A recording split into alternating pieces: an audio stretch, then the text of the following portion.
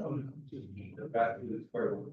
Good evening, everyone. Welcome to this month's town council meeting. It is August 11th, 2026. It is 6:01 p.m.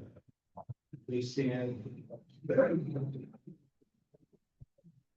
Allegiance to the flag of the United States and to the republic for which it stands, one nation, under God, indivisible, with liberty and justice for all.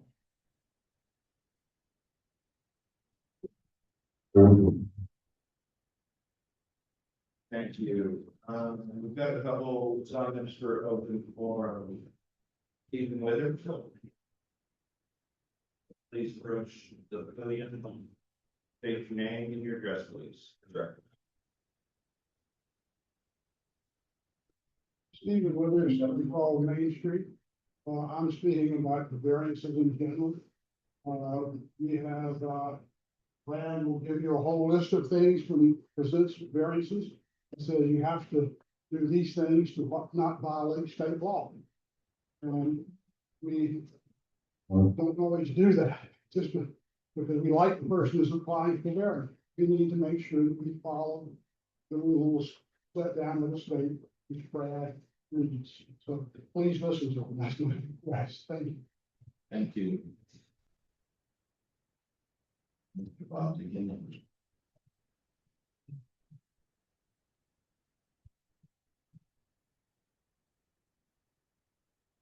McKinley, 536 Magnolia Street, Windermere. Like to speak, there's a variance request for 637 Ridgewood. And I've written each of you a letter and expressing my concern. And I appreciate those of you that reached out back to them. The problem that I see is sometimes we take a small piece of property and then put a big house on it. And then we request variances. Those variances should be equally applied. In the same situation, then the variance should be approved or disapproved accordingly. It should be based on who you are or the fact that it's going to be better than it is right now. None of that should matter.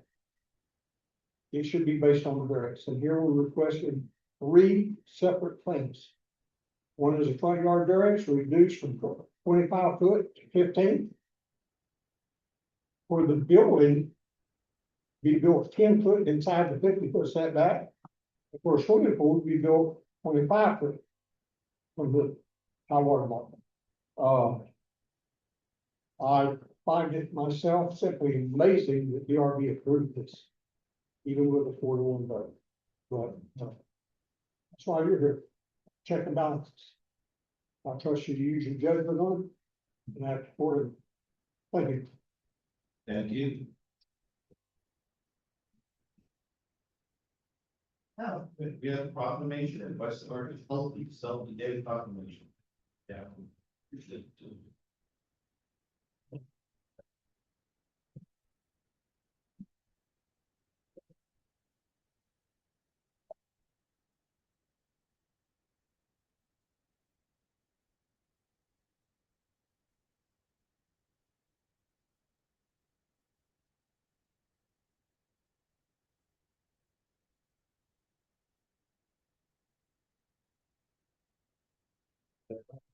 Good evening. I just would like to say thank you to Windermere for sitting welcoming us into your meeting this evening and for presenting us in this proclamation for public zoning.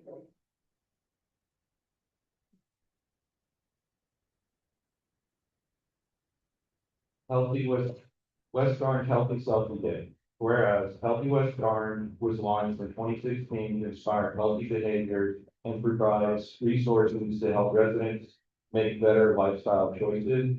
And whereas for the past 10 years, Healthy West Orange has united residents, organizations, businesses, schools, and local governments around to share the vision of creating one of the healthiest communities in the nation.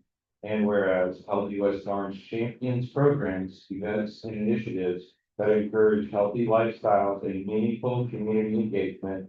And whereas Healthy West Orange advocates healthy community decisions, and encourages local leaders to keep their community's health and wellness a top priority. And whereas the West Orange Healthy Selfie campaign was established in 2016 as a fun and engaging way to encourage the residents to celebrate healthy living and to share positive wellness activities throughout the community. And whereas Healthy West Orange declares the third Friday in September as the annual West Orange Healthy Selfie Day. Now, therefore, it is my great pleasure as a privilege of the mayor of the town of Windermere to declare Friday, September 18, 2026, as the West Orange Healthy Selfie Day. In celebration of the 10th anniversary of the Healthy Selfie, I urge all citizens to join in supporting this initiative. Thank you. They would like council to come down and take a selfie for us. We can do it. I have to. Oh, no. Yeah, they should tell them.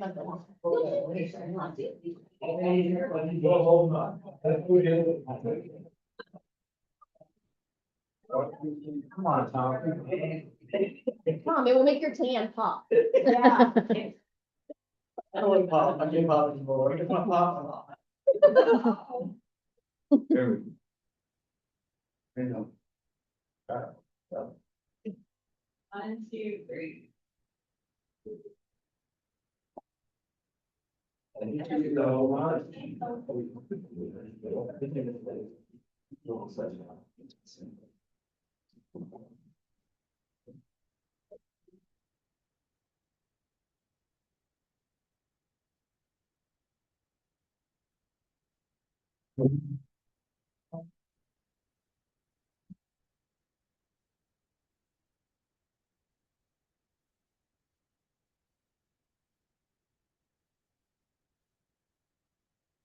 Putting the for a public hearing.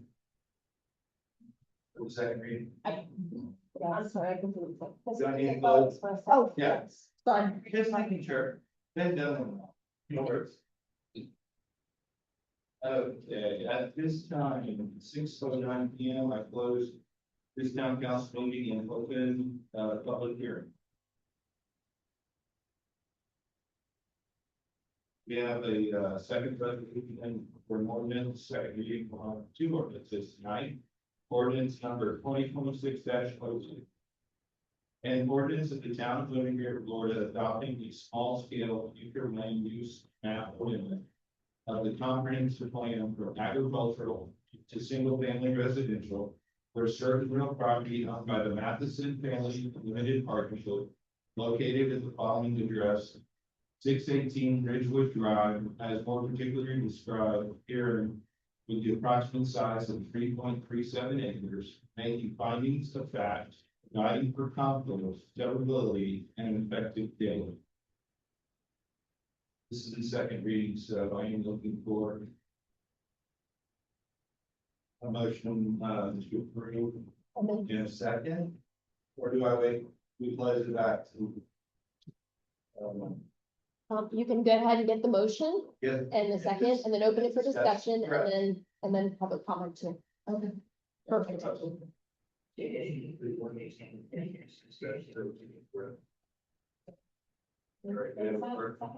Thank you.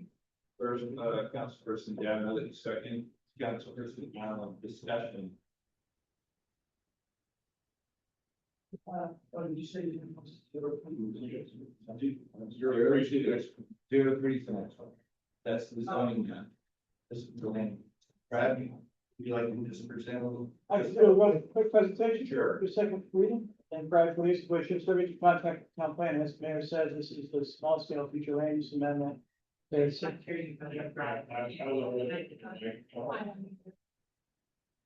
we can't hear you guys either. Maybe just, yeah. Maybe just start yelling. Pull it very close to you. Your microphone's pull up really close to you. In your mouth. Hello. Speak. That's. Yes. There you go. Very quiet.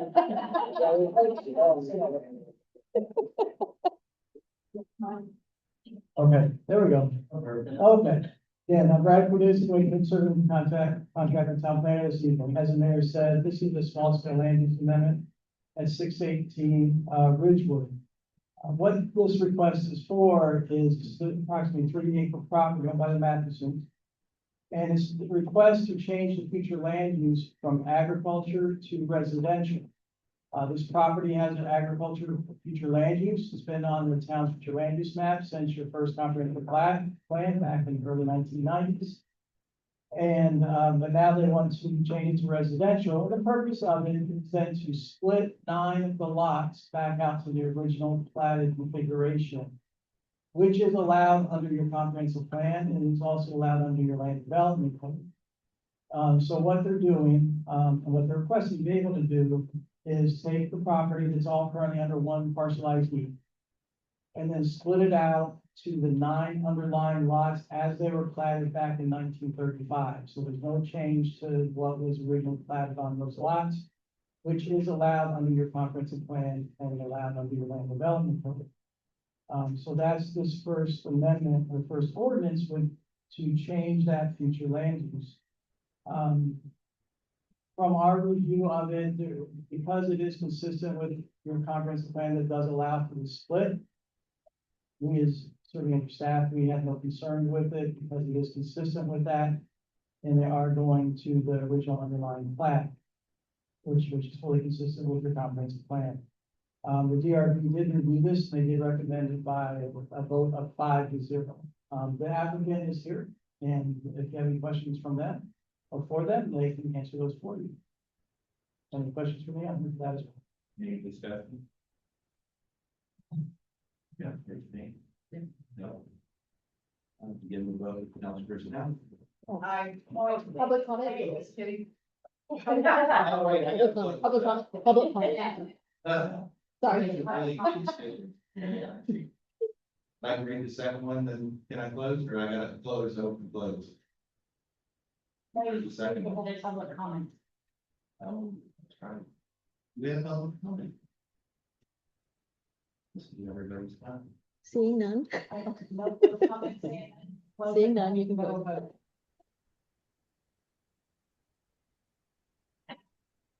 All right, so can I move to the second one and then go vote on the vote? I gotta close it, I'm gonna do. All right, that's what I was asking.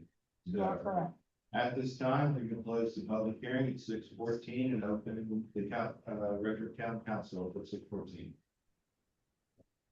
All right, so we have a first and a second. Can I open the vote with Councilperson Allen? Oh, no. Aye. Aye. Aye. So moved. Sorry, I don't know more. Now again. I know, I'm down there. We're gonna close the council, regular council meeting. For another open hearing. And it is Bill City Board. Ordinance number 2026-03. An ordinance of the town of Windermere, Florida, adopting a town official zoning map amendment from agricultural to single-family residential for certain real property owned by the Matheson Family Limited Partnership, located at the following address, 618 Richwood Drive, as more particularly described herein, with an approximate size of 3.37. It's where your output is. Making findings and providing for conflict, severability, and or an effective date. This is the second hearing. We're gonna open up for discussion, and I'll just move the motion happening. Mr. Mayor, just a quick presentation here. It's ordinance 2026-03, 618 Ridgewood, as we said, Madison Family. Now, this is just the second part of this two-step process. You've already now adopted the small scale future land use map amendment to change it from agricultural to residential. Now, what this ordinance does, it now changes your zoning map, also from agricultural to residential to match your future land use. So we're just implementing the future land use. There's nothing else to add from what I've already told you. The DRB also reviewed this one. They did recommend approval by a vote of 5-0. Other little piece of information, if you do approve this tonight, their next step is then go through an administrative lot split process with the town manager. create those 9 lots for them to be able to sell it to them. So I'm here again for any questions, again, the applicant will respond. Do you have any public comment? This one? Discussion? Just a quick one. So 9 platted lots, as drawn, can be subdivided, conjoined in the subsequent. They can only be split out to the underlying plat, so they can't be altered in any way. They have to be created completely compliant with the underlying plat. Now, somebody could potentially buy 2 of those lots and build across 2. That can happen. And just one little note about that. If that were to happen, what your code does then say, then that, if somebody does combine those 2 lots, then they can't split it back out in the future. If that were.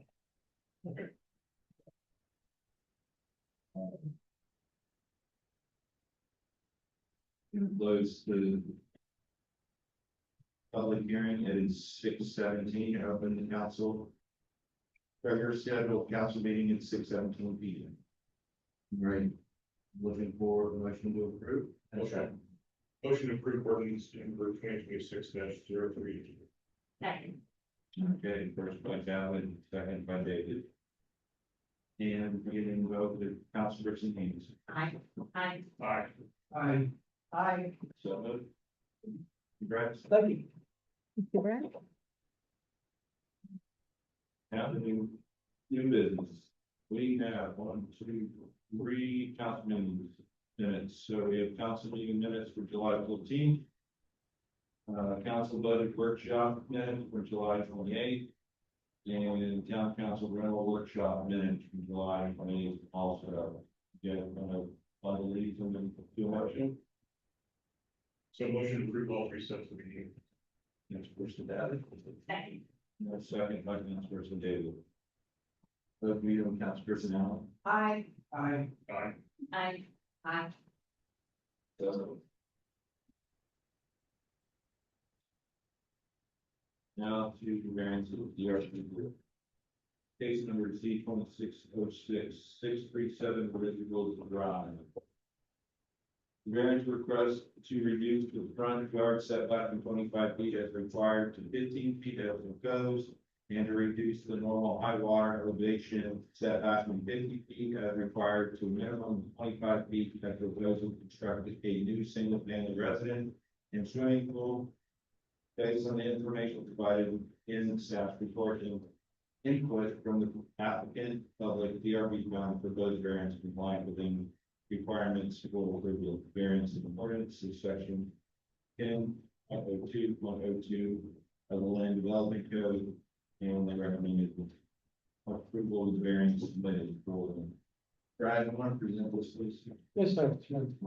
Again, I'm Brad Clemens, Dwight Trim, serving as a contractor town planner. As the mayor said, this is the variance request that you have for 637 Ridgewood. The property owner is TJ and Kate Pintar. They are here this evening with their team. As you all know, this property has been there for some time. The house that's currently there is a non-conforming house. It extends over into the lake, with the setbacks. So the Zakari wishes to demolish the existing house and then construct a new house. The new house that they are proposing would need variances, as has been discussed. The first variance would be a reduction in the front setback from 25 feet to 15 feet off of Ridgewood. And then the second variance is for the swimming pool, which would be 25 feet off of the normal high water elevation as opposed to the required 50 feet. And then the third variance is also related to the house. We didn't notice it because we always notice for the most impactful variance. But also the house is at 40 feet, portion of the house is at 40 feet from the normal high water elevation. So those are the reasons for the variance. The house needs those 2 setbacks. When construct the house they're looking to construct.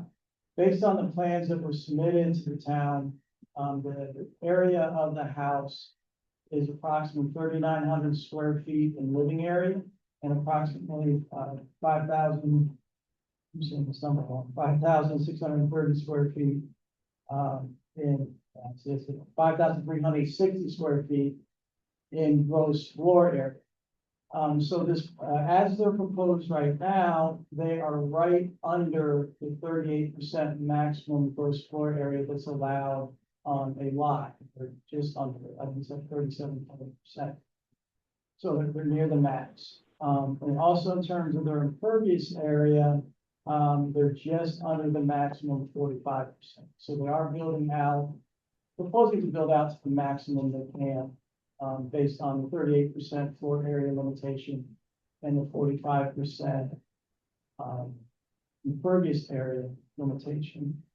In their application materials they did submit, they did show a potential retention area there along the back between the pool and the lake to capture the runoff before going to the lake.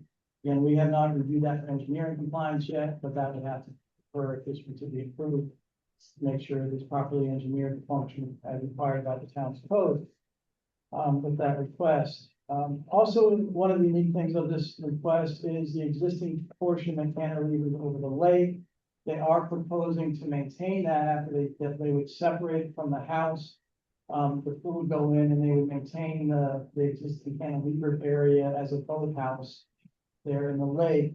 Just so the town council is aware, I did reach out to Orange County Environmental Protection this morning, asked them about that. Because that's in the lake, they would be involved in that discussion about what would happen there. And I don't have an answer from them yet. They are looking into what kind of permitting they would have to go through with them if they were to, if this were to be approved. But I'm pretty certain they will have to go through the Orange County Environmental related to maintaining that area in the lake with that. Other kind of things that's important for the council to be aware of, some questions and things that have come up to me over the last couple of weeks. I know there was discussion about the septic tank and where it would be located and whether it would meet the requirements. At this point, I don't have that information where they're going to place it. But the answer to that is we don't control that in the town. That is controlled by the Orange County Health Department, the State Health Department of Orange County.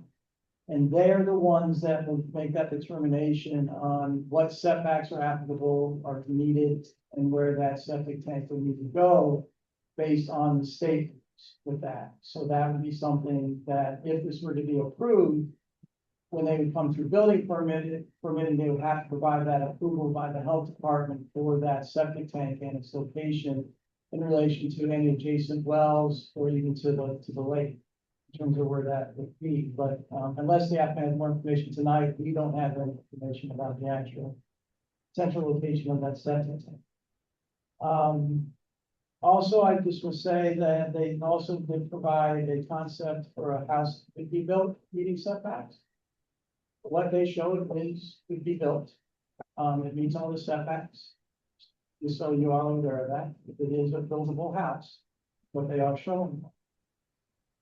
In terms of the criteria, as oh, I'm sorry. Let me get over here. So in terms of criteria, I'm gonna go over that with you all. I'll do it on both of these cases. So I'm very clear on how you should look at these. And this is based on your code. This is based on what you think. This is what your code says.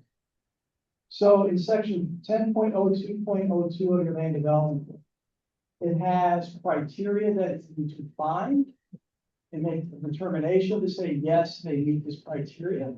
But it also has criteria by which you should not consider when you consider a variance. So I want to read these into the record so you have that full information. And also, so everybody's aware, this information isn't a staff report. So all the hearings we've been through, the ERP board, you all have, and the applicant has this information that I'm going to read for the record today, because it is in the staff report. So the first criteria is that the need for a variance arises out of physical surroundings, shape, topographical condition, or other physical or environmental conditions that are unique to the subject property. Variance should be granted for conditions peculiar to the property and not the result of actions of the property. So that's the first criteria. And honestly, when you look at these criteria and the way it is in your code, that's the first criteria that they have to meet before you even get to the other ones.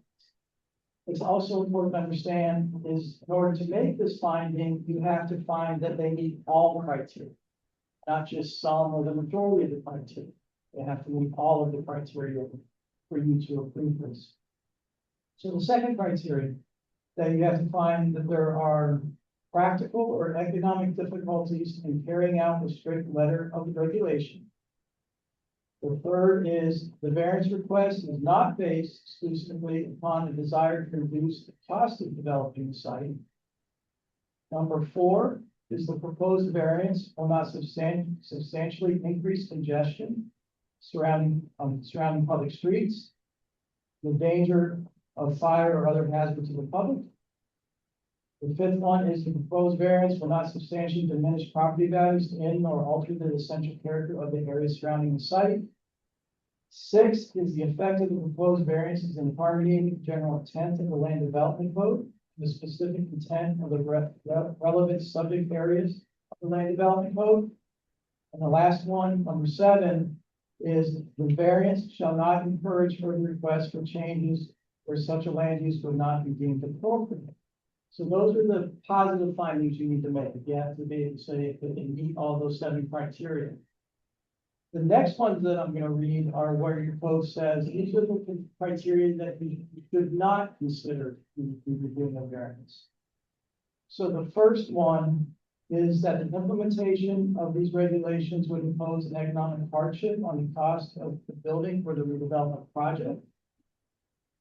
The second one is that the regulations impose a hardship by decreasing the maximum density of a property in terms of the number of units, square footage of the building, or other measurable kind of issues.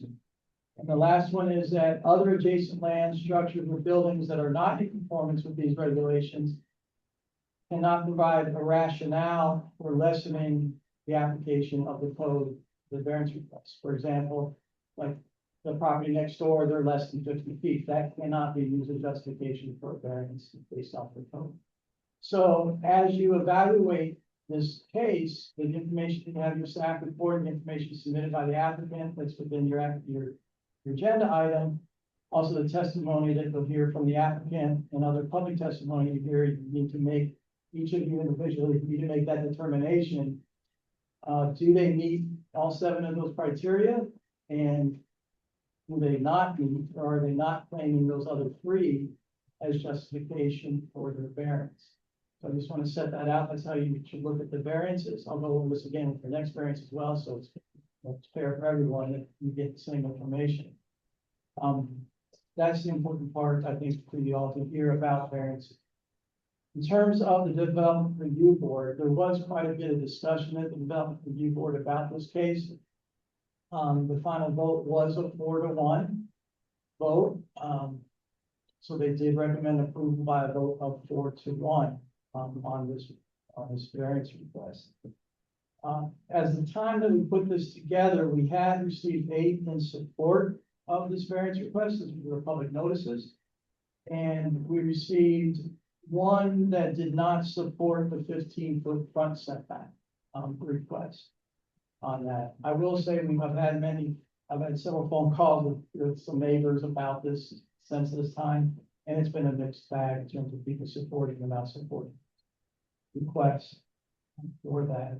So I think that's the information I have for you this evening about this request. I'd be happy to try to answer any questions you have for me. I know the applicant has a presentation they would like to make, council. On their behalf. Then let's move on to that. The applicant or the applicant's representative wants to do their presentation, please come to the podium.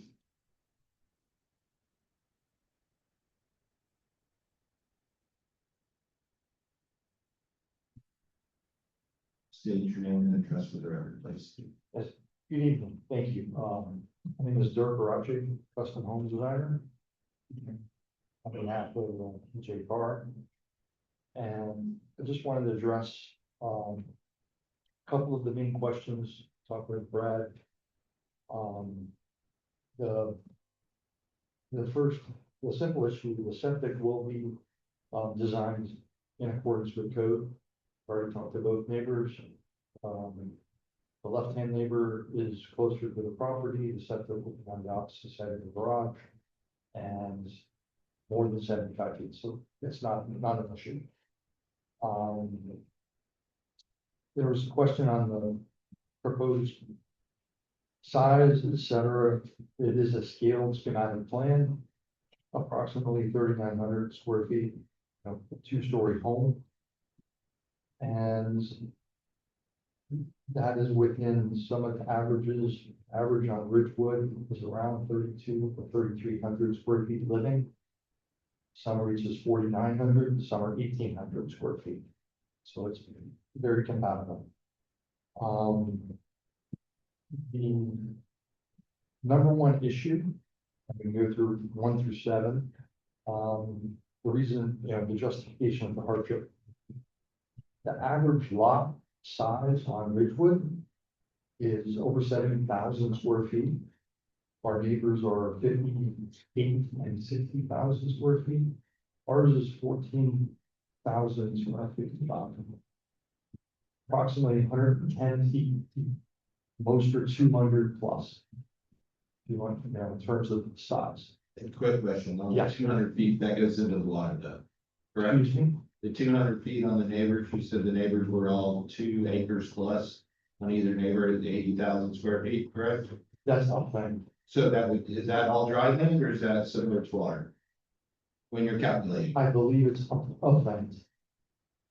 okay, I have saw Bill Martinez survey, his property on the left side, the lot is 200-ish feet. Yeah. And the right side is. okay. So it's only 121. No, we run into it all the time, that was the reason I was, saying it's 14,000 square feet and then the 80,000 square feet, when half of it's underwater, I don't know.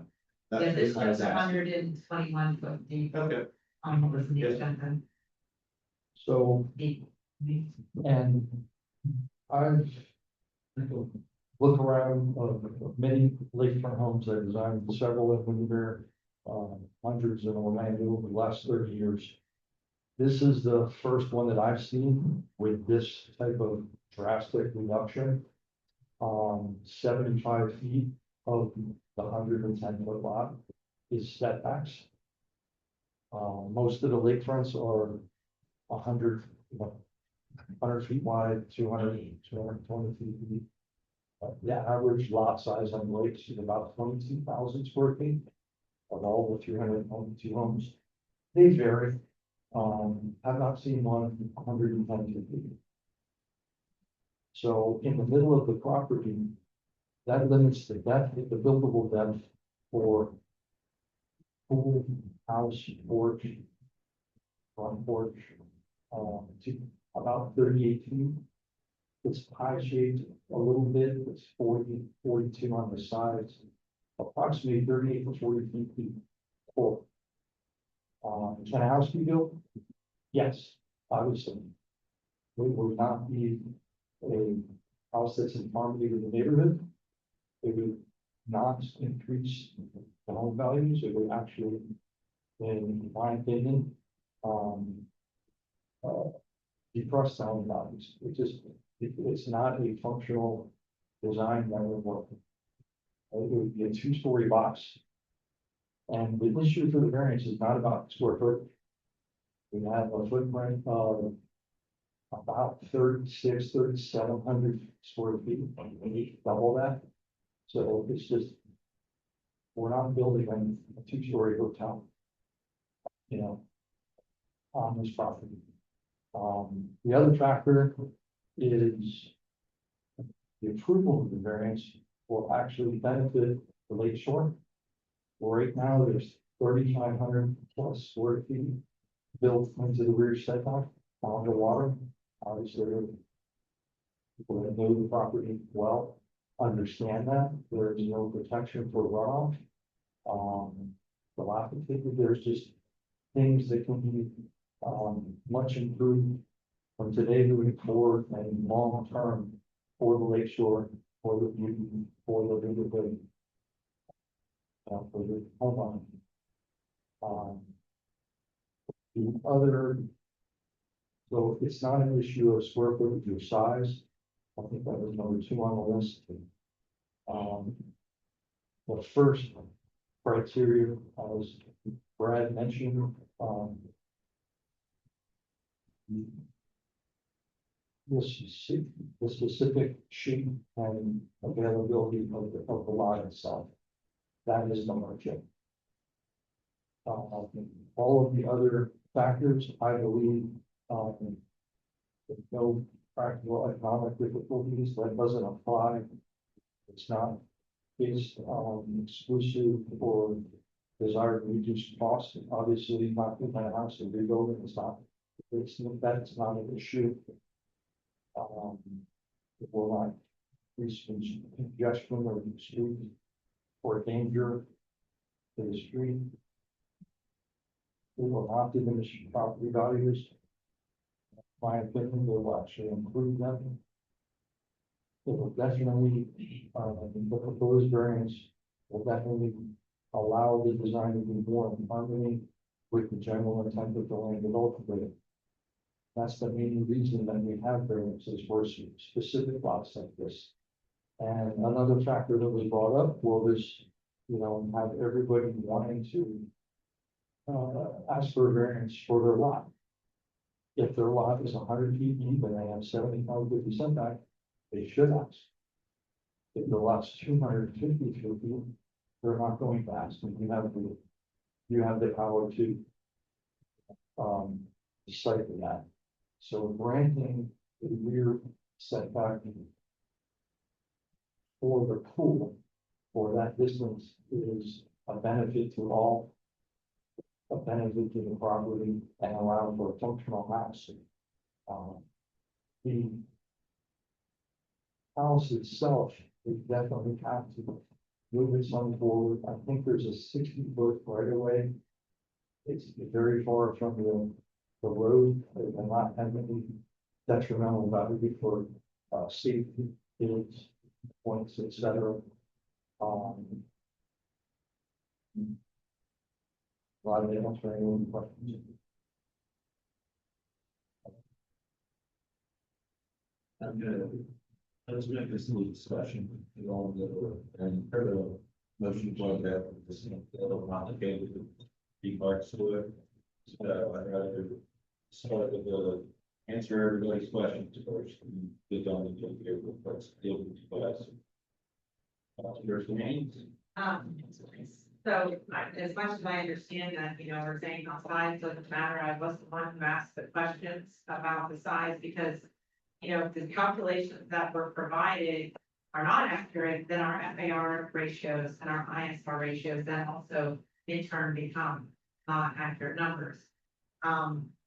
Based on like what was in our agenda packet, I heard a lot of different numbers for the depth of the lot, but what we were provided in our agenda packet is that the lot is 121 foot deep and 120 foot wide. So I just want to clarify that for the record.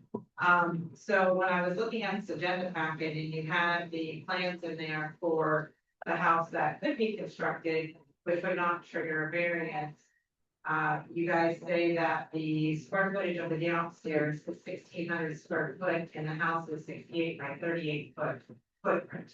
1,600 living.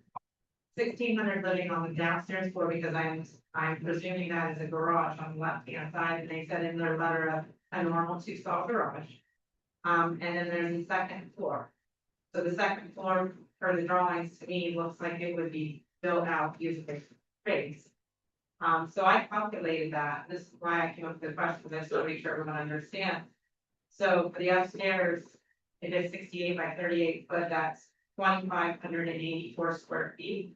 Combined with 1,600 square feet of living space on the downstairs comes to a total of a house of 4,184 square feet. With the full squeeze in on the side, you don't have that extra width to put the house as what's proposed that they want to, us to pass the variance on. And then when you add in that one, and mind you, I realize the house is a bit staggered. It's not a perfect front line, it's not that perfect back line because you're trying to stay away from the boring shaped house, let's call it. That one, the property, the house was 90 feet wide. So that's 22 feet larger from left to right on the front of the house. And then even at the narrowest point, it's still 35 feet. So doing rough calculations on that, it should be a bigger home is my understanding, and I'm coming up with around 5,300 square feet. So, you know, the first house, the boring flat straight one, if that's 3,900, or if that's, you know, with the calculations 4,100 square feet, then the one that you're proposing that is literally larger, you're saying it's 3,900 square feet. So I have a lot of confusion in where all that extra square footage goes, because then if it is 5,300 square feet, the FAR and the ISR ratios are no longer in compliance. The ISR on this, on the 45% is 54. It's on that plan, I think I will check that. Okay, we can't hear, sorry. But,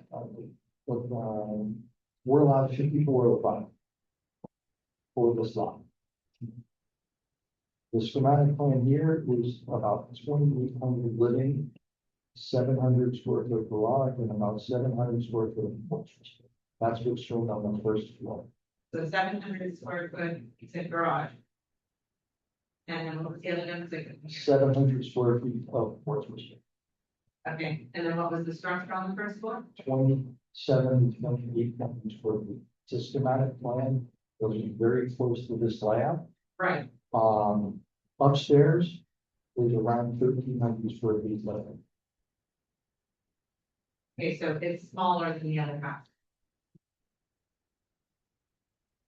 Yes, the other house was to show that, yes, if nothing was allowed, this would be a large box on box with a side pool that everybody that drives by can see into basically the backyard of the pool.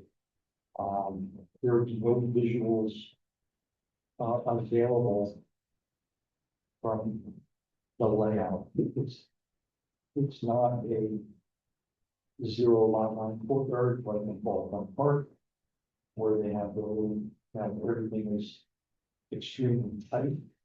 And most of those, you know, some of the houses have pools or not. This is a wider lot in our community, and I don't believe anyone, most of the neighbors would not want to be able to drive by and see into the backyard. Not just put a 6 or 8 foot fence up, that would look horrible. And that was the reason to show, you know, of course, to build the minimum requirement is 1,500 square feet. That is not I'm practical. not sure what I mean, we don't follow Orange County. So it would be Right, but the town. I don't know if we have a minimum ground. I'm sure there's, Yeah, for lakefront properties, it's 1,500 square feet, the same. Okay, thank you. so,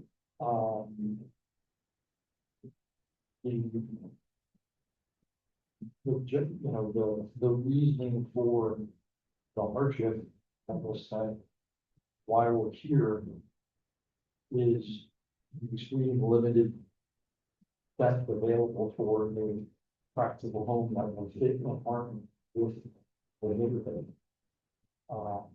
Mainly the immediate neighbors. I don't know of any home, maybe there's one or two, maybe there's an old, that would have a side or front view pool on their lot. We do, we have some in town, quite a few, and I mean, the original variance that was approved for this property from the same applicant a year and a half, 2 years ago, I'm not sure, the pool was going to be located in the side with that, actually almost at the front, I mean. So that was there. It was gonna be behind the existing garage, and it was basically, I think it was more of a spot, Right, and, you know, having young children, et cetera, and safety issues, it's just not a practical thing, like, we never push for. the property adjacent to it on the east is the exact same size. I did, for the lot, not the structure, I did, go out and visited the property with the developers, I think all of you guys did last month, I got to do it a week ago. And what I did observe is when we measured off of the, property line, that we were in fact 10 foot in front of, Mr. Martini's garage on the left, and the right house does need a setback. So both houses on either side do need a 25 foot setback, and Bill showed me his, survey to show me where his garage was located. So I do feel that this would be in front of theirs as far as the visual line. I've seen properties that have done that, and I know it affects the view down the street for people, you know, in their own front yards. So I have concerns for that. You said you spoke with both neighbors about the well location. So did you guys speak with the, individual on the right, and do you know the location of that well? We don't know the exact location, but, PJ did talk to them. And if there needs to be something worked out, we will. In terms of relocating or trying what works for them. The other, you just mentioned that the garage is definitely going to be set back, not the 25. We wanted 5, 4 more feet behind the front entry. And there's just a small section that is asking for the 15. I've tried to depict the drawing in bold of the square footage areas in terms of portion. And it's not meant to have a clean slate to build a whole house out there. It's going to have depth, but to be able to have decent front entry and volume for the front facade, that is the reason for that. And do you want me to do my comments and opinions now too, or do you want to do any other questions first on the voting? It's a good question. Yeah, No, that's good. Okay. Now, you have more questions. Let's get through Yeah, all the yeah, questions, and then we can dig into the. I've got a question. When we do the motion of the vote for this, are we required to vote the entire package up or down, or is it, variances considered stuff? You can change it, the RD changes it according to what they want to. Yes. You know, Okay. it is what it is. So there can be stipulations added to the variance. There can be modifications in the request, you know, because you're asking for 3 variants. So I think it's how do you manage through, you know, so. I have one question. One question. Was there ever thought of just remodeling the house as is? Because then you're within your grandmother did. You don't have to have a variance, you can just build Other it. than the one you're approved. Other than the one, right, but what I'm saying is you don't have to, because I'm bothered with that, so I just have a question, that's my question. You mind if I answer that? Sure. Thank you. State your name and your address for the record, please, sir. I'm Bob Sorensen. I live at 3348 South Deepwater Boulevard. So I'm a resident and I'm also the contractor for this project. I've met most of you out there, so I can answer a couple other things that, that we were involved with. So we were hired by the cars just to build what was approved. And I went out to the site and in good conscience, I can't. Like, we cannot build a house with that foundation. That we're told we're not allowed to change the footprint, the foundation, or the roof line. Right now, I don't know how, if all of you have been there or not, but the water directly drains under the house, under the wood trusses and into the lake. We would never do that in this now. So, I told him that I could not build that house the way it was approved. In good conscience, like we just can't do it. So, and then that's what led to all the next things when we were going through the design and some of the other things. And I can answer some of the reasons why we don't want to just stack it up like you were talking about, the, 2 boxes. It's called bassing.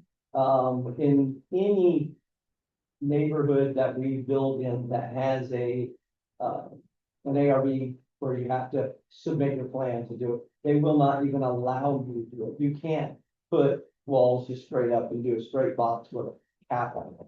You have to come in, the second floor can't be the same size as the first floor. It's called massing, and it's because it looks horrible. So, that is part of the reasons why that is changed. Brad, do we have any restrictions like that here? What's that? I was asking I Brad. don't know that part. Yeah. Just to. No, in the town of Windermere, we do not have massing design standards for houses. We do not have to. However, you remember what they were doing Sixth and Main, we were pretty adamant about not being that way. Well, that's commercial in the design district, where we do have design. That's the same, is the same reason, well, don't, Right. they love that outlook, same with life, and tradition, right?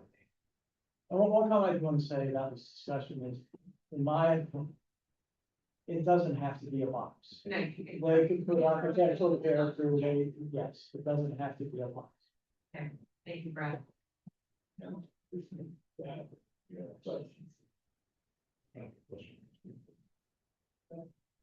don't even, I promise my questions. Then we will start moving on. Yours now. Well, I think everybody, but I made this message clear in the last town council. I am not in favor of massive variance requests for the setback to put in place for a reason. It is to protect the rural aesthetics of Windermere.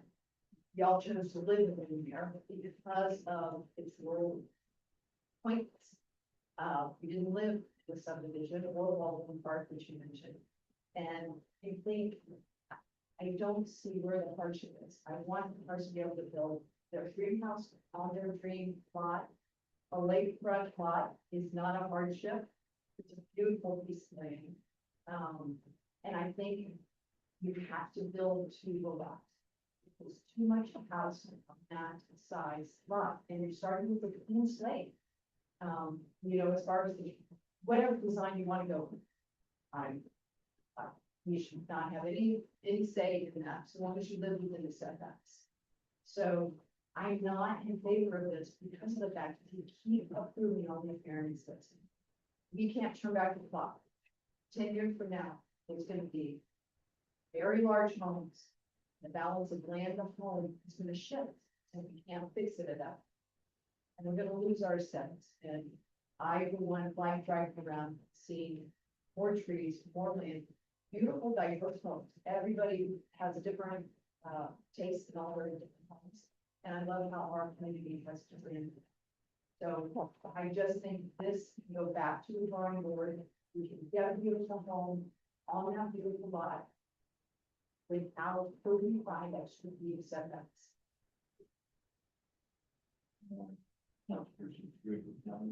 Yes, thank you. I also like the current codes we have, I don't want a crazy neighborhood that just does anything they want, so I try to look at the totality of what's gonna happen here. I walk the property, and my house is 100 years old, and I bought it, and got it in. And the answer that question, even I could keep this one. I look at that. And I like the house, so it's even I'm looking at, I'm looking for this, but so totality of it all for me. The setback of the pool is also, it's always been a point of contention with all the rest, I get that. I did talk to some people that consider themselves experts, I guess. And pools leading to lakes has never been like this big problem. I know it can be an issue, but every I've talked to said even worst case scenario, it would, couldn't destroy the lake, the water be out on the swale. So for me, maybe in the future, we could look at the pool setback variance, but there is something by nature, it's just that it's, you're asking for something that's not, it's outside of the current zoning restrictions, so. If I look at marriage request, obviously there's something there that says this does not meet the standards that we have in our community, and we're asking for a variance, do it. So I say, what's the variance? Now look at the totality, when I look at this picture, I see it's not over the FAR. It's not over the ISR. And I did see that water running around the house. We're going from water flowing freely into the lake to no water going into the lake. It's gonna be a beautiful house compared to what's there, and for me, it is a factor. And when I look at the shadow here on the actual request, I almost feel like it's kind of not as big a deal as maybe it might be presented, because the black part is in violations, not that much. Like I said, the totality of it all. So for me, I got neighbor's approval. I got what it was to what we're getting. You're right, with the house, it sits close to the road, but we all know that we're never gonna have 60 foot, not my lifetime. 60 foot wide roads that we here, so we're never gonna take all this space anyway, so it's not really 15 feet from the road. It's 15 feet from the right of you, another, 60 feet across, whatever, that was 60 feet. By the way, 60 feet. is it right away? Yes. Okay, so, and we all know the town can come in and claim that at some point in the future, but we're really not 15 feet from the road, it's my peer on the grass request. So for me, I agree with CT that I like the rules, I don't, I try to abide by the rules as much as I can, but I try the totality of it. And the improvement is gonna make, you see this, make a huge improvement to the area. Can it be downside? I live in a 1,000 square foot house and I can't imagine a family of 3 or 4 living in anything less than, this size house. So for me, I look at the totality of it, and I don't look at it as a huge violation of what we want to do here, which is what everybody wants here is live in a community that is appealing to the people who live here and increase the property value and all that stuff. And I think this plan can do all. Okay, and you're good. I know you're good with that house. Yeah, I'm Well, good. that's half the distance, that's a massive. Yes, I do Great before, part. and I've got those discussions with that, other approval requests, Okay, and I've also been in favor of those. okay, just Yeah. trying to make sure everybody's hearing each other. Okay. Councilor Shinali. Yeah, so of the 3 variance requests, I'm supportive of the rule variance. 25 feet, obviously, that's going to pass it before. We've had this discussion several times, 25 feet, the proper engineering controls. It's a much better solution than just distance. I'm in favor of the rear setback variance on the backside of the house, because that's a better condition than what we have today. Where I'm on the fence still is the front variance. As I look at this, we've got 10 feet setbacks on either side required, and there's 15 on the plan. So you're leaving some room on the table if it's to build that out. But right. Councilmember Kavanaugh, actually, the side setbacks on the side, is 15 feet. So there's a Okay, so good it's difference. built out to To the back. So that's where I'm at. Can I add one thing to that? So when we didn't have it at 15 feet on the front, and the committee that we went to first to get it approved to get this far had us move it to 15 feet from 20. That wasn't before weeks. It was 20 feet. And they had us move it forward. They did. They asked us to move it forward, that they would rather have it forward than in the back. So they said we were putting too much in the back and none in the front, so they would rather split it. So we just did what we were told. So, That's good to see that. Okay, quick question.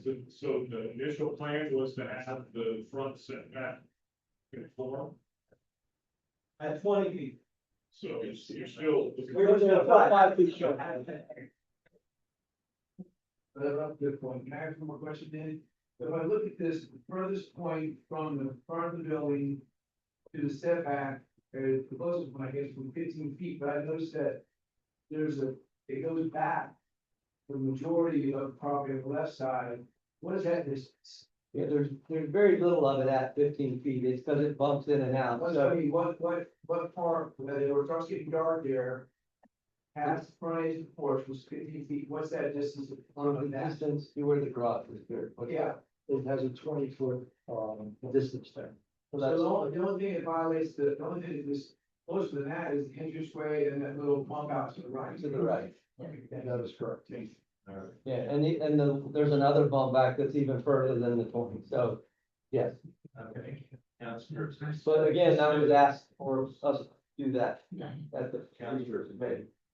I'm in agreement with Councilperson Allen, I think you set back for a reason, and I think that if we go back to the drawing board and it within that or renovate some structure as it. I know that you're saying that that's not a possibility, but I do feel like it needs to have to.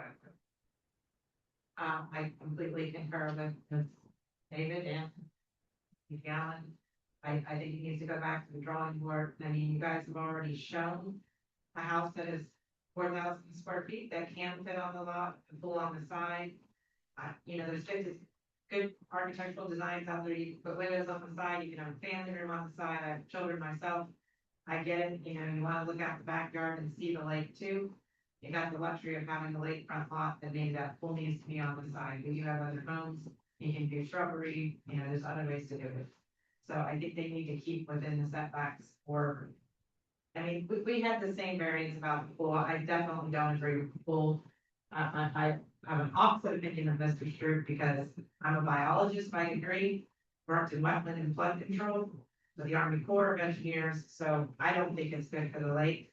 We had 2 variances, I don't know what that was, 4 years ago, and they came and they tried to change our ordinance then to change it from 50 foot to the 25-foot setback. And our council voted no, they wanted to keep the laws the same, and that was really only a few years ago. So I agree with, go back to the drawing board. All right. Do I have a motion? Now. Motion to design all 3 variances and send it back to redesign the DRB. About a second. Mr. Mayor, just real quick on the motion, you wouldn't be sending it back to DRB. Okay, You would just be deny. Sorry, motion to deny for all 3 variances. Before you, Mayor, did you call for public comment before you close this? At the beginning of the meeting, I At the asked. beginning of the meeting, yeah, we didn't have to And then- sign it. Would not After be the extra. staff with their chance to talk. So that's kind of where we're at. So we have a motion to deny that all 3 variances, Councilperson Haynes, Correct. second by Councilperson Allen. Voting begin by Councilperson Allen. No. Okay. Aye. Motion's passed to deny all 3 variances. Mr. Mayor, just for the record, so when I have to do a letter now for the denial, that the denial is based on, there was a finding that there was no hardship on. Yeah, that's not, you know, the criteria for, 127. And that's all I need. Yeah, understood. Thank you. All right. In your agenda, there is a Park Avenue variance that's been still, it's not in the package. On the agenda, front page, though. So now, okay, the last one I printed out this morning, it's still there. So, okay.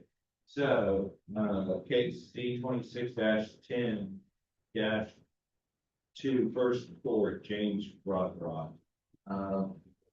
Brad, Yes, sir. you present, please. Yes, sir. Mr. Mayor, Brad Curtis, White Trim, serving contract town planner. So this case is E 26-10, it's a 2 first court, and those are Michael and Barbara Hogan.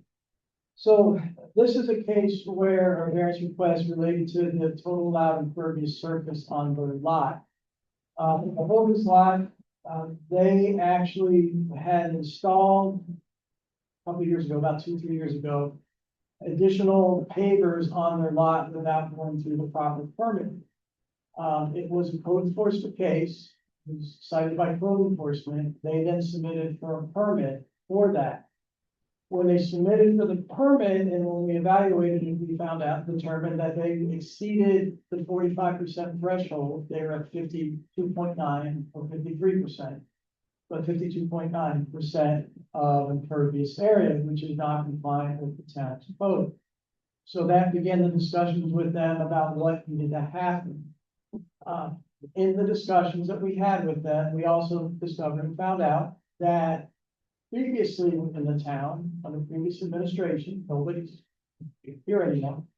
That did this, they were allowed to go to 50% impervious on their lot and allowed to drain to the front on First Court, where there's a swale down there.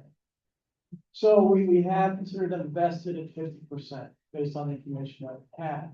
So what we advise the applicant is they either would have to go from the 53% back to the 50%, which they were previous to them doing this additional work, or they would have to go through the variance process. So that's where we are today. They've decided to pursue a variance to maintain the 53% where they are with their impervious area. In terms of the new areas that they added, it was primarily new paver work around the sides and the back of the house.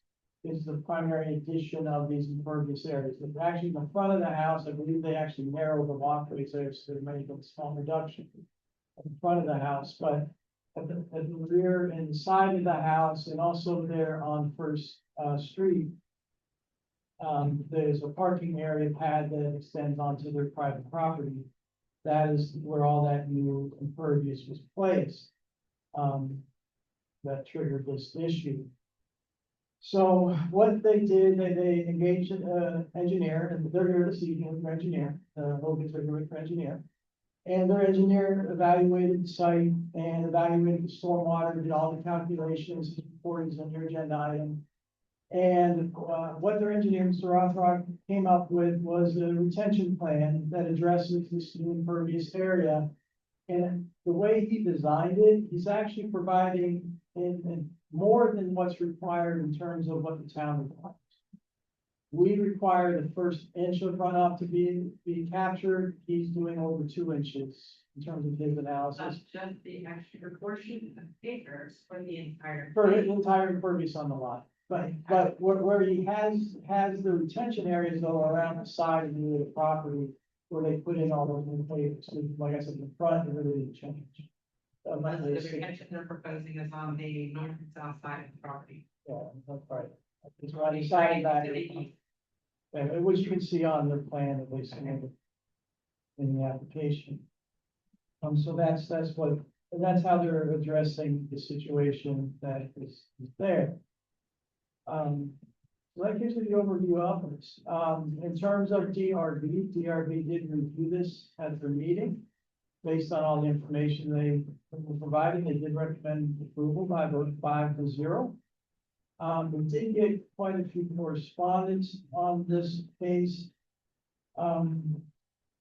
We got 3 in support, actually, not 3 in support and 2 in objection.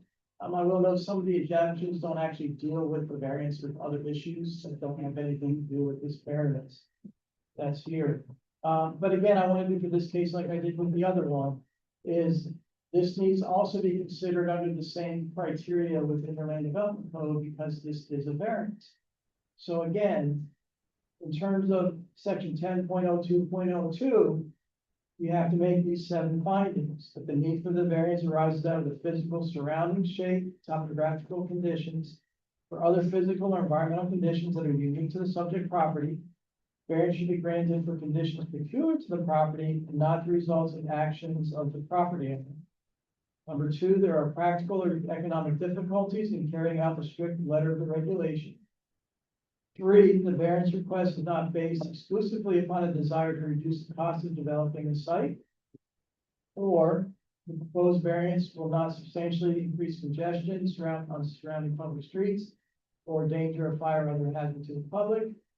5, the proposed variance will not substantially diminish property values, building or alter the central character of this area surrounding the site. 6, the effect of the proposed variance is in harmony with the general intent of the land development code or specific intent of the relevant subject areas of the land development code. And the last one, 7, the variance will not encourage further requests for changes where such land use would not be deemed appropriate. And again, there's then 3 criteria that you should not consider for variance. The first of that is that the implementation of these regulations would impose an additional economic hardship on the cost of the building or redevelopment project. 2, that these regulations impose a hardship by decreasing the maximum density of a property in terms of number of units, square footage of buildings, etc. Or three, that other adjacent land structures or buildings not in conformance with these regulations provide a rationale for the lessening of their application in this specific thing. Case. So again, those are the criteria. Again, I do want to say, we did have the discussion with the applicant, that the option would be to remove that additional, impervious area, which equates to a little bit over 300 square feet, I believe, to get back to the 50% as opposed to going through the variance. So that is an option they could do if this variance cannot be approved. So, you hear that? Answer the question again, the applicant and our engineers for this evening. Just a quick question. Did you guys explore the potential of changing out those services to have a more permeable service? I know there's different paper types that have different coefficients of permeability. Did you do any calculations? We did not have that discussion or that information was submitted, but that would be another option. Councilmember, that if they converted that to pervious papers and provided proper documentation, that could be an option as well. Yeah, very similar to what we had to put in over at the 500. Right, I assume. And let's. The parking pad is what consists of. If they were to remove that piece of the parking pad that's on their property, they would get very close to not to the area. Who's trying to, thought you were thinking. Councilor Lee, you have a question? So there's, somehow I didn't have this from like, the person I don't know, because that's what I'm looking at here. So the parking pad and the paper driveway that's there now, that's in the right of way, that's on the right of way, that doesn't have to be calculated into what they would need for retention anyway, correct? That is correct. It's in the right of way, they do not have to count for that. And also just a other point about that, as you see on the drawing, the right of way on first, or the driveway on First Court, the main circle driveway, as you see on there, the vast majority of that is actually in the right of way. Very small portion of that. Right. And was there a reason that the retention areas were chose to be? I mean, I know it says there's a retention area out by First Court, but I looked at that, it kind of just looks like a shovel went down, but.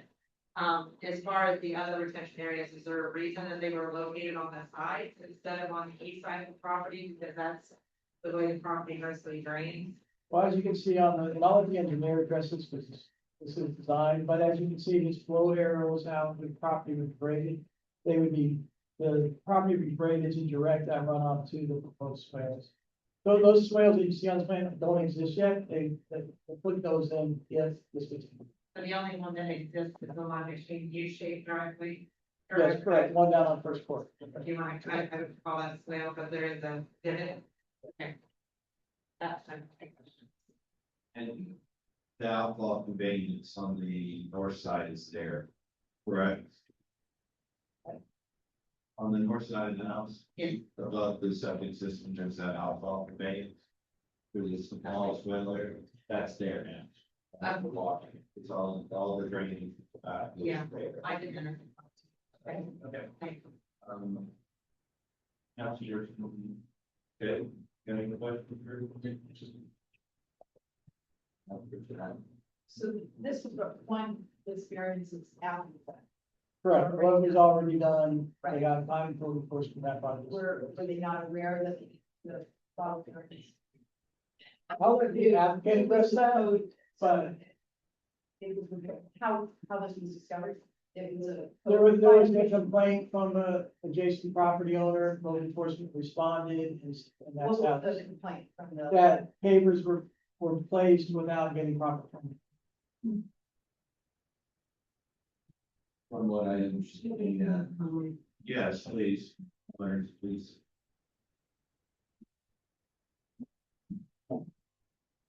State your name and your address to the. Yes, my name is Barbara Hogan. The issue about why there was not a permit in the first place, the original permit was from 1987. We've lived in that or on that property for almost 40 years. When I had researched looking at replacing the pavers on the outside, because we had just done a large project on the outside of changing the siding and these windows, doors, and things like that. The last remaining project for the pavers because they were the original pavers there. I went to a store, to be the pavers, while we were there. The gentleman says, oh, I have some installers that can do this. I said, fine, that will work. I called 2 different installers to come out.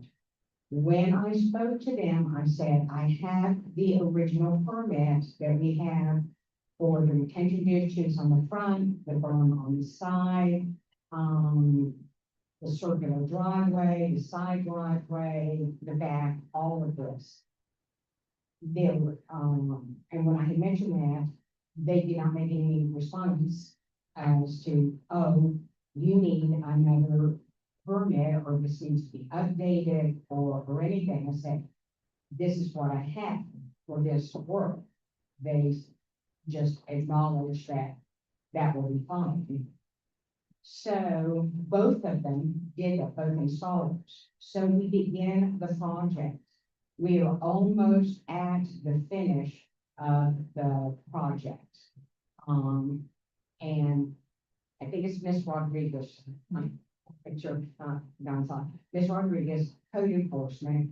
She drives up, to the front of the house. She gets out of her vehicle, the installer's standing there, we're standing in the front of the house. She says to me first, she said, do you have a permit? I said, yes, we have the original permit because we're doing all of this on the front, the sides, and back, is replacement. And she said, you need a new permit. We have the original permit.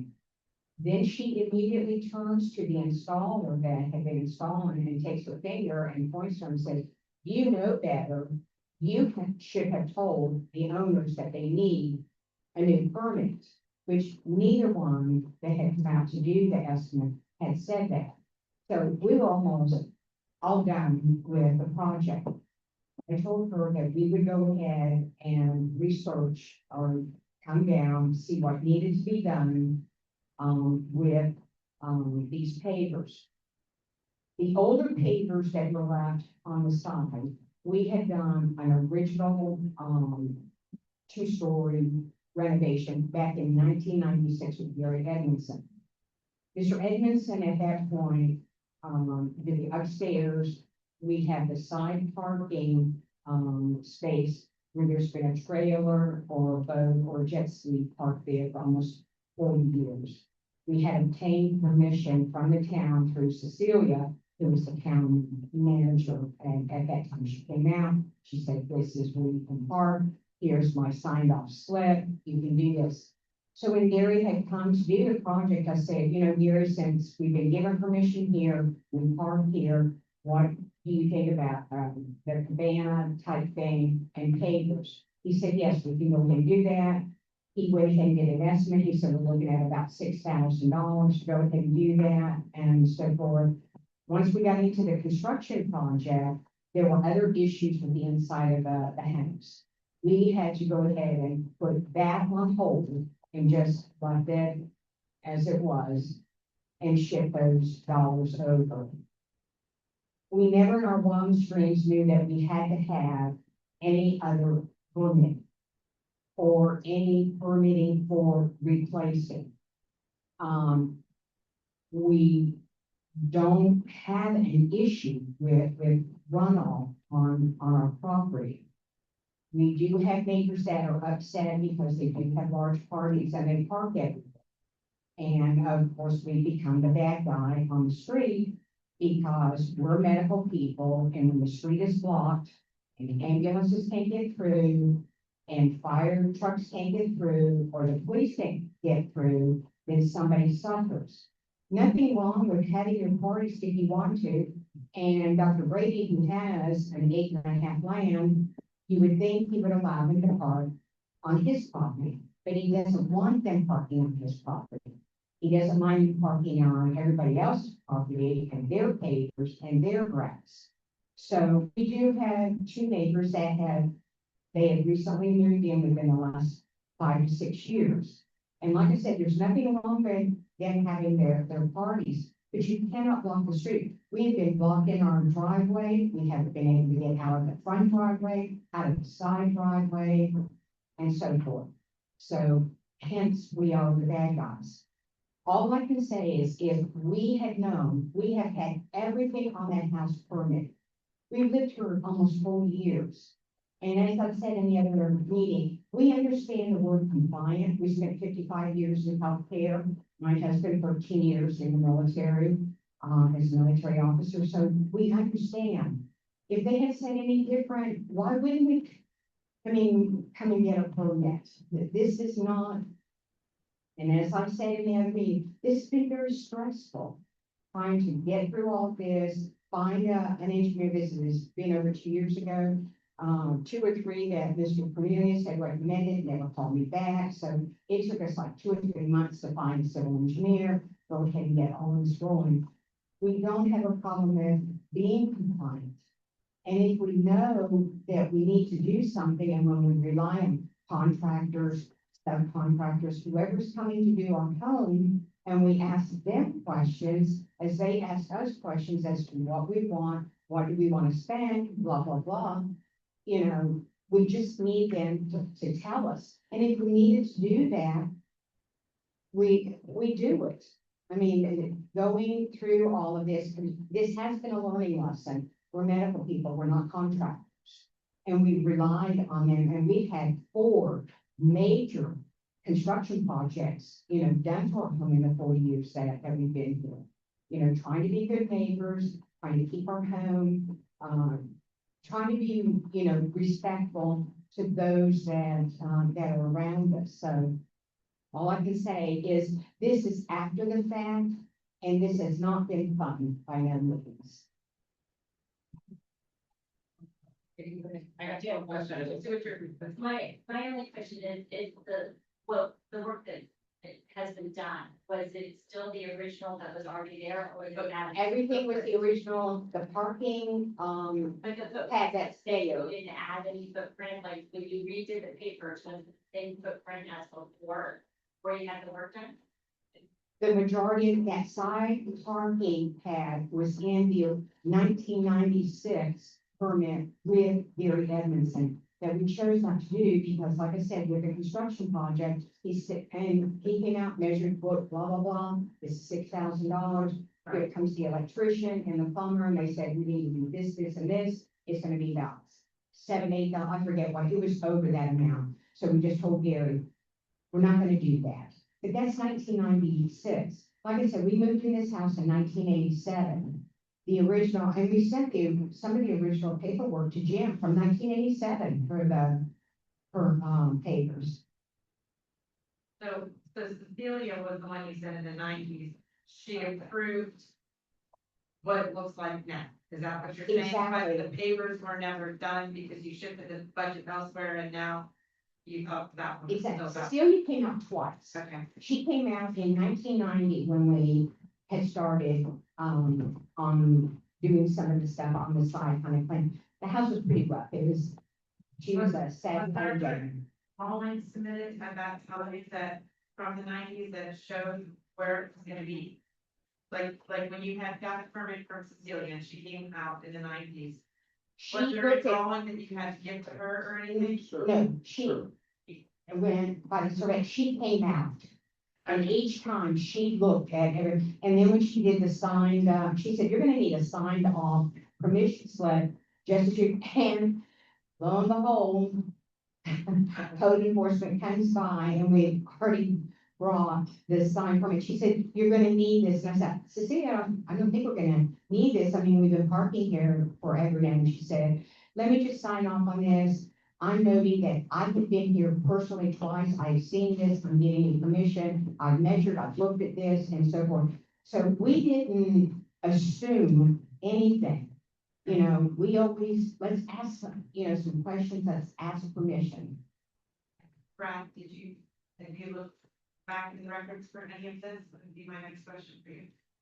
Yeah, we have no information from that old stuff.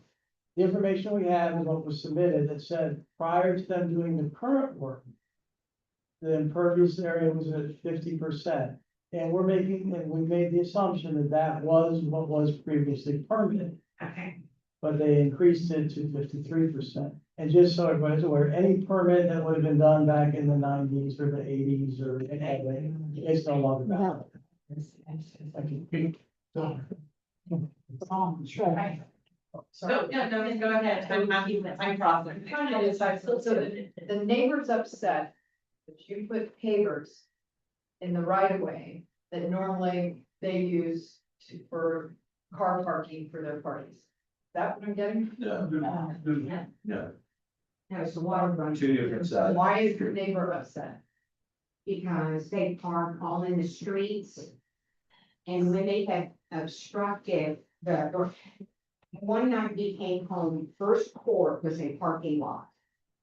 The police could not even get down to the Brady's to ask them, please, these cars cannot be parked like a parking lot on First Court. We couldn't get in and out of our side driveway. Nobody could get in and out of their driveway. So they're upset with us because we called the police and we said, can you ask them to please move their vehicles over to where they're on one side of the road, they're either on the right side of First Court or they're on the left side. Well, Mrs. Brady gets very upset because she's having a party. That's fine. Medical people we see, and I worked at HEDO for 25 years, the golden hour is if you're in a serious situation, you have 1 hour to try and really save your life, but that's how critical it is. Well, you can't be waiting around for somebody to move. There were 15 cars parked on First Court. That one night. Totally get it. CT, if I could interject 1 second, I think what we're getting at here is that, if I'm understanding correctly, the neighbors are upset about you guys calling the police when they're parking everywhere. And they can't retaliate necessarily against that, but you're saying they're retaliating by saying you put more neighbors on and that's affecting the water flow. And so that's their way of getting back at you. Is that clear about what you're getting at? Yeah, that's probably right. That's a good, and we have two neighbors that are one. Right. Okay. Let's back, because that's a lot of speculation. Yeah. That, you're Okay, sorry. way out of bounds here. That's speculation on who filed the complaint. Okay. Okay. And it doesn't matter, it's about their impervious. I mean, it's in there, what they wrote, yeah. I And understand. then what they, the rest But of the they neighbor. may not be the ones who turned them in, what I'm getting at. I see what you're saying, yeah, they may not have been the ones who turned it. Right. No, I understand. I was just asking you, because it was written in their approval of They it. also said, I didn't all see that. student residents too, Okay, so let's. yeah. How much more? Yeah, hold on, let's get back to Okay, topic. So, in the package, Brad, there's two drawings. One has an existing condition, 1,000 square feet in total impervious area. Below that, with the gentleman's drainage drawing, it has a net increase of 390 square feet. Is the 4103 the original 50% impervious area drawing set? Yes, on the pre-existing, So that is, the increase is increasing the impervious area to the second floor. yes, sir, yes, sir. And that is in place. And that is in So place. the original paved area in the upper drawing, what was originally installed, the replacement and rehab increased that area to the second. Correct, yes, sir. Yes. Yes, and that's So- what I'm understanding.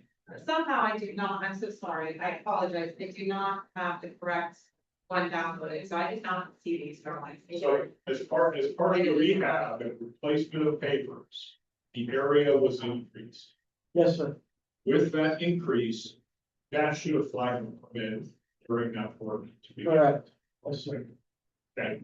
And Mayor, just for the record, I can Yes. say, people that responded are not the ones that initiated the vote. Correct. I knew that, Just to I make knew that- that, so that's the reason I kept bringing this back around. Yeah. This is not, this isn't retaliation, they weren't turned in by this block neighbor, about parking. Right. I'm the design engineer, maybe I can clarify a couple of things. State your name and Address to the record, sir. James Rothrock, Windermere Engineering, 2834 Midsummer Drive in Windermere. I'm living in a lakefront property on the opposite side of Lake Dam.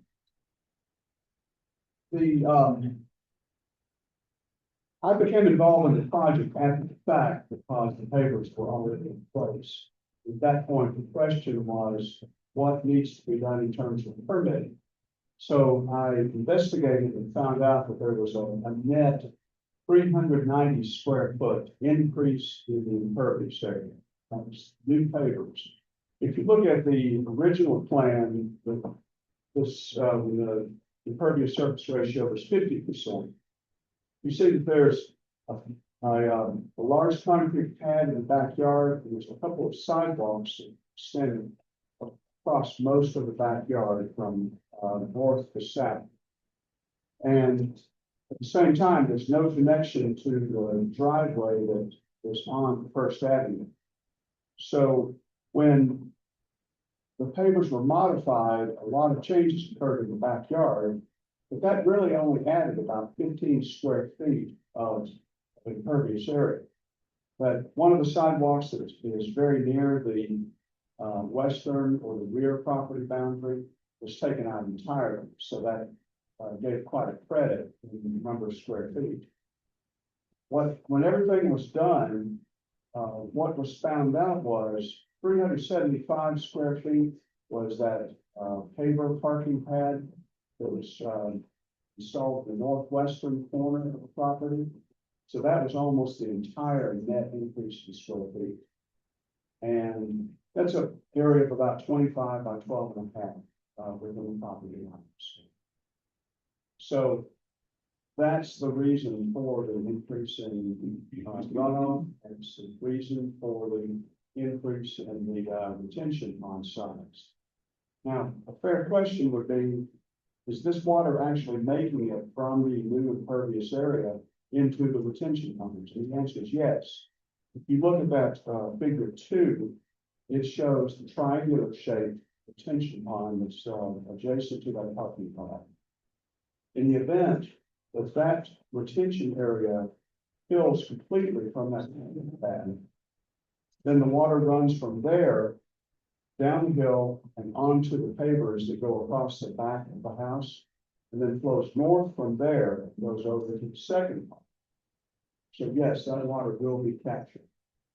And the reason why there's more retention provided than is required, 2 reasons there. One is it's a reasonable thing to add some more retention to protect the lakes. It's easy enough to put it there. There's ample yard area to put it there. The second reason is, as I mentioned, I live in lakefront property. When I built my house, Orange County did not require that I do anything to stop rainfall runoff from running into the lake. I knew the good management practices that needed to be both. One, put enough retention on the site to capture the water, and secondly, put a retention swale right along the edge of the lake so that the water does not run unimpeded right out. I did both of those things. And all I can say is the Hogans have done a better job than I ever will, because they captured every place that water could run off the property. The original set of swales that they put along the first court, although they are out in the right of way and would not be allowed today, they do exactly what they need to do, and that is capture the rainfall runoff from that circle driveway and the front sidewalk in the front row. And there would be no other way to do that than just accepting that they did. So I hope this clarifies my bit. Are there any questions? You didn't explore any different permeable paper solutions. You just did this with those on. It was, the pavers were installed already when I became involved. On a very personal side, though, I will say that I'm a little skeptical whenever you use an impervious paver. It eventually seals up with silt and clay size soil. And I really wonder if you get much benefit 15 years down the road. but that's just me.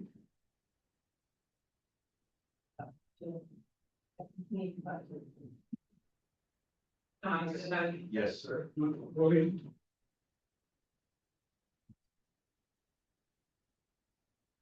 So, again, you're saying that you felt like if you did put pervious papers in there, that initially it'd be flawed and that this detention area is better long-term solution. That's right. You can always maintain a retention pond. They do eventually, have sediment fill them in, and you have to dig it back out to the original design condition. But that's easily done. You can see that you have to do that. They're not as deep as they used to be. The configurations change. But you can deal with that. You don't have to tear out anything to do it, except for the sod and the sediment. Mr. Rosen. Yes, my name's Mike Hogan. I'm the co-owner of number 2 First Court. I just want to say that, over the years, I have personally, put in all of the stormwater retention. Along the north side, with a shovel and wheelbarrow, I built a 3-foot high berm. The whole back side of the house has, drains in the sidewalk that go to the northern water retention areas. All of our gutters are connected to those pipes. And the paver section where we're discussing, and they're old pavers that we use to put on that parking area. But I can tell you that I can stand out there with a hose and I wash my vehicles out on that paving there. And it just goes down through the cracks in the pavers. It's all sand beneath them. Virtually nothing runs off those pavers. And if I'm washing the car, the water's running for 30 minutes. It just does not run off.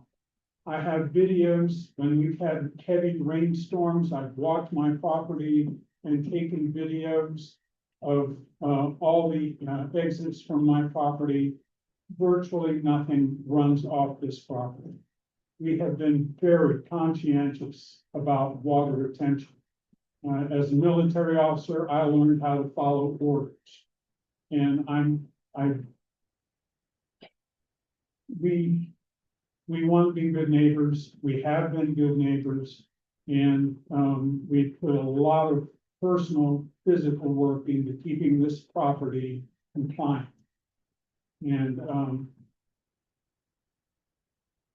the reality is what I'm preaching here, or asking you to consider. The reality is virtually no water leaves my property. The other thing I spoke at the DRB meeting, prior to the storm drains that were put in First Avenue, for 20 years, I got out there with a rake and a shovel, and I shaped First Avenue so that the water running down First Avenue would not go over the hill and create gullies. I guided the water to the culvert that went underneath First Court and then into a ditch and down into a water retention area along the lake. So I figured it was my civic duty to keep the road safe. And I just, every hurricane, every heavy thunderstorm, I was out there shaping the earth so that the water would go right to that culvert and down the hill. So I personally have taken care of First Avenue for 20 years. Thank you. Thank you.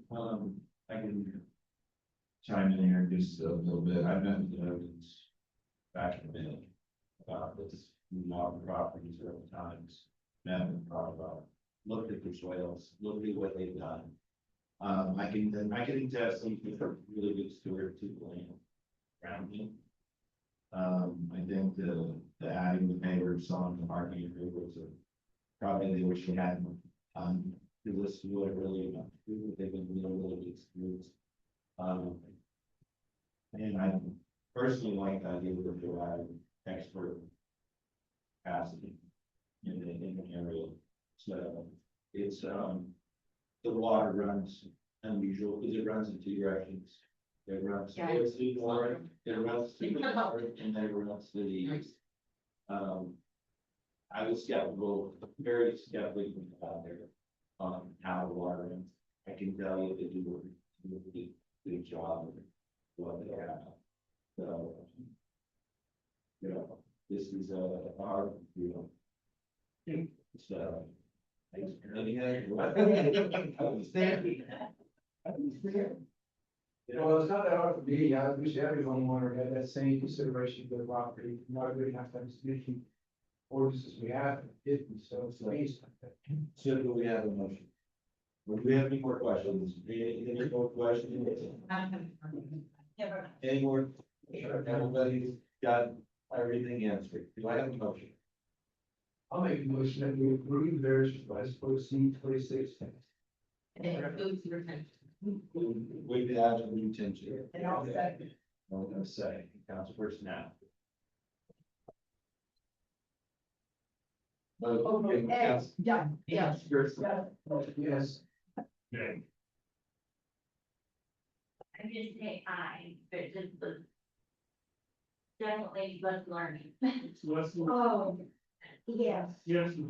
I'm gonna say aye because if that's discretion of town, and I think it's going better for the retention overall for the town, even though.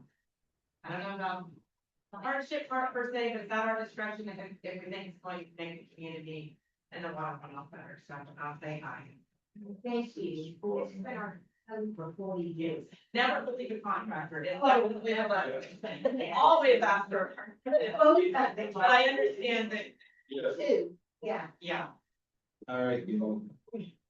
Congrats. And then so the next step would be they already have a permit in, so now that that's through, we can finish our review.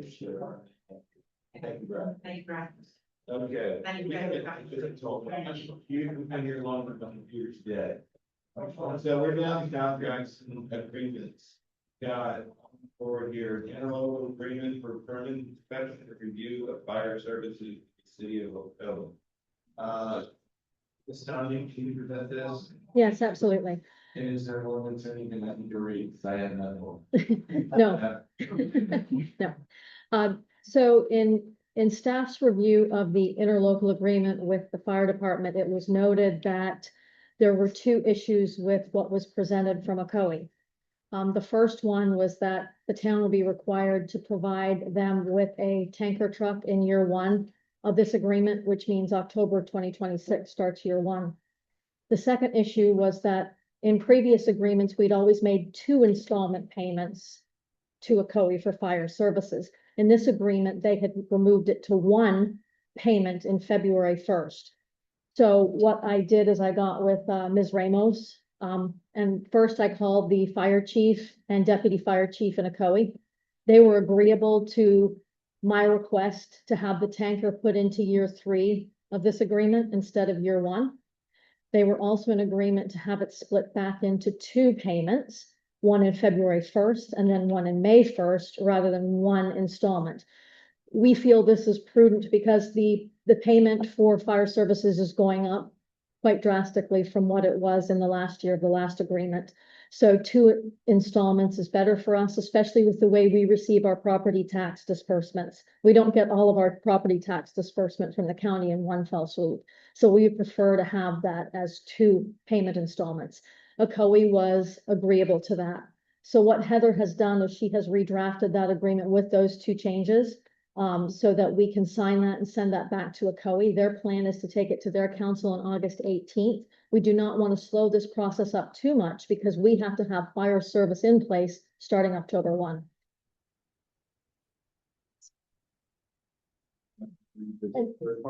No, one more thing to mention too, the agreement that you have in front of you in the package is exactly the same as the agreement, the last one, with the exception of the dollar amounts in there now. In the third year, the first year marked out, third year at. Correct. Yeah, the third year was 2028 to 2029. So it's simply the agreement with what was signed last time around. Right. And then we changed the two pieces, James Bell, Good job going back to the time. You're welcome. That means, I have a motion to, approve the interlocal agreement for an inspection. Okay. Council Person Gavin, the motion, and Council Person Haynes, the second, and voting we went into Council Person Haynes. I. Bye. So, Thank you. thank you. All right, until we get to that. Liaison reports. Council Person Haynes. What's going on? Yeah, or, We were did not meet in July. Right. Jill, I think. I'm not sure if you had a report, you, but, finally, I go to speak to them, and we talk about it. But then I'll say. anything, Chris? Well, no, Tree Board has been very instrumental in the Ward Trail pedestrian bridge project. Vicky was out walking again with the whole team, looking at the landscaping and all of that. She's going to take another walk with Kimley Horns, landscape architect, again here in the next week or two on the project as well, just making sure the landscaping's where we wanted it to be. And also those trees are not dead, they all have been green growth. Yeah. We can't create that. They've been out. They've been out. They have a warranty. I've had a lot of questions. And they've been hand watering those things every day when I come in and go home. They're out there hand watering. And let's do historic part, they actually had a special workshop today, they are going over item by item, the repairs that he made, today, they actually were great for this meeting, so I came straight from it. And they were discussing, repairs and different possibilities of the way to do those repairs on the schoolhouse. And then they'll be looking at the Palmer building in the future, but, they're aware of it. I don't get too great now, so it's a work in progress. Our supervisors is working on the race, they're focused on that, and the weights actually next week, and then they'll, go on their observation, that's why the parents be not that meeting on summer, so our first meeting is. Yeah, but I did, Yeah. LRP man, we're kind of getting them re-energized and helping to develop the capital improvement plan and kind of throw some notes on that. Those other stuff is ready to get. A couple things I did want to mention, I wanted to say thanks to everybody for the support for my fundraiser for Stop Shoulder Suicide. So I wanted to publicly say thank you to everybody that came out. Chief, thanks for the officers that escorted us into downtown. I would have got folks here on that, so I appreciate it. Lastly, September 17th, we're going to start advertising a Constitution Day event back here at Town Hall. What it is, we're working with some local talent to bring an event here for Constitution Day on September 17th. That's going to benefit the Lowell Sailor Division of Sea Cadets, which is our local Sea Cadet group, and then also Challenge 22, another organization focused on service member suicides. And it's a free event. There still are sponsorship opportunities. If anybody's interested in sponsoring, reach out to me on Twitter. No, sir. Oh, so next time talk about our spirit project. Yeah, Or, yeah. we're not but there's two fun things. One is Amy and I are working on the legacy fund and the Rotary, going to be a three-way partnership. Something you can see. It's a great program, and also the company. Windermere Legacy Fund also this past week delivered 5 bids for Title I schools in the area, filled with school supplies, which they were very appreciative, and we're actually going to give them back up to them, and then do another draw beginning of December for their food.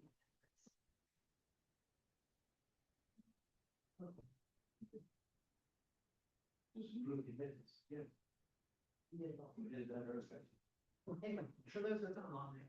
Good things that are happening. Feels longer. You did vote on. Approve the minutes. Yeah. Yeah. You voted. You did. They'll come back to us with a package. We'll approve on the new rental agreement. Okay. Yeah, no notice, First, I would like to introduce, Ms. Jennifer Stroop, our communication specialist. If you have not had, yes, no relation.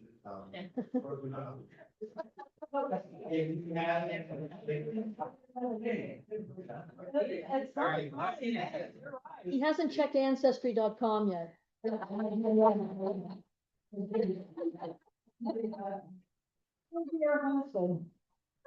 Not that, he's gonna have some.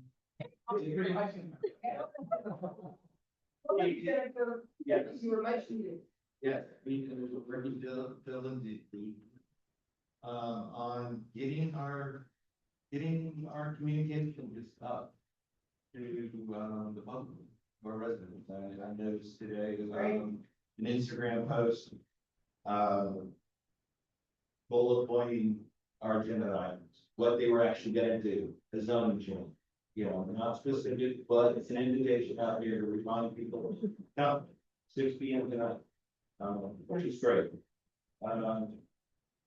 The other item I've got is the Windermere Social Luncheon will be October 6th, 11:30 to 2. Formally our eligible. They do not want to be called others. Got to be people that will not come. It's October 6th. It's the Tuesday. What's it called again? Social luncheon. Windermere So Social Luncheon. Luncheon. it said plus 60, plus 55. They keep moving that number around. Everybody's welcome. I'm starting to discourage our on calling it elders. So I quit doing, so I'm doing my best. Not that it's It is, yes.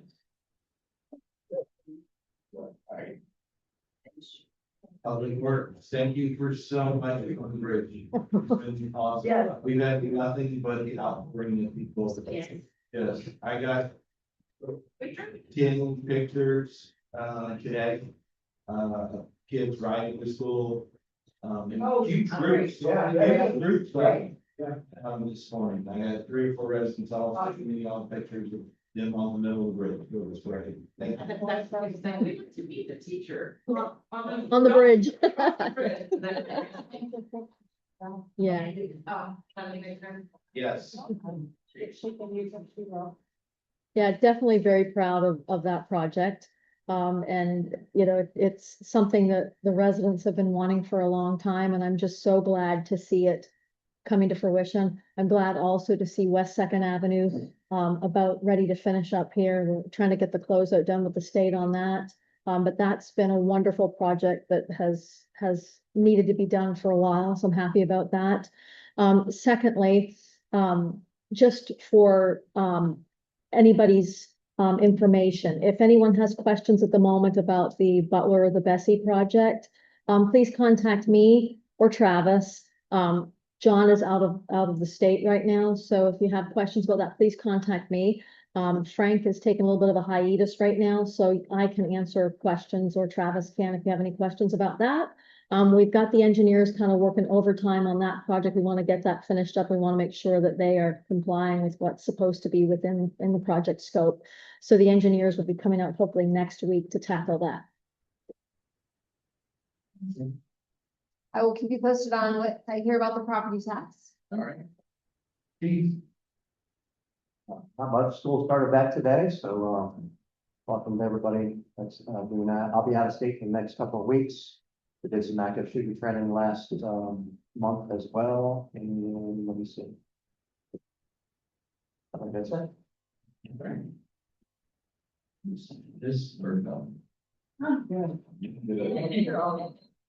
All right. Anybody have anything else, guys? And I'm gonna call this meeting adjourned at 7:55. You're welcome.